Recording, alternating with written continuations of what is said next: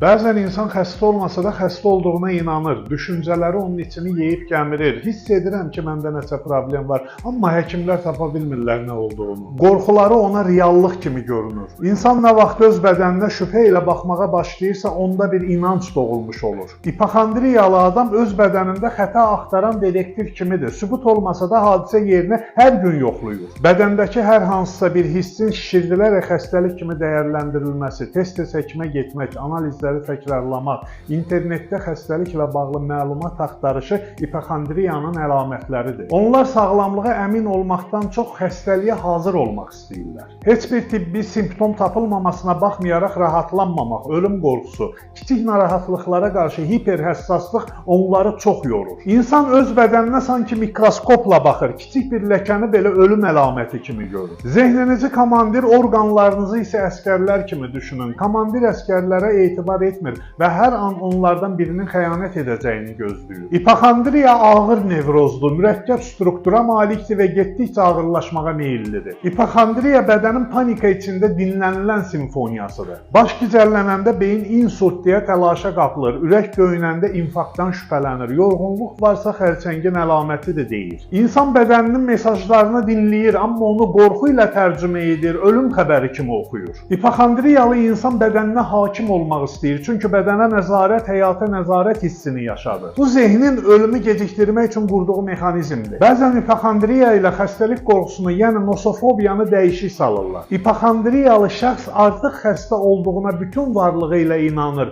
Xəstəlik fobiyası olan şəxs isə hazırda xəstə olmadığını bilsə də xəstələnəcəyindən qorxur. Əsl xəstəlik isə sənin bədəninlə münasibətinin pozulmasıdır. İnsan bədənini dinləmək əvəzinə onu ittiham edir, müşahidə etmək əvəzinə ondan qorxur, şükr etmək əvəzinə onu lənətləyir. Bədəni ondan bircə şey istəyir, anlaşılmaq. Hər kəs simptomlarını susturmağa çalışır, bəziləri isə onların nə dediyini öyrənmək istəyir. Əgər sən ikincilərdənsənsə, bizim yollarımız hardasa kəsişəcək.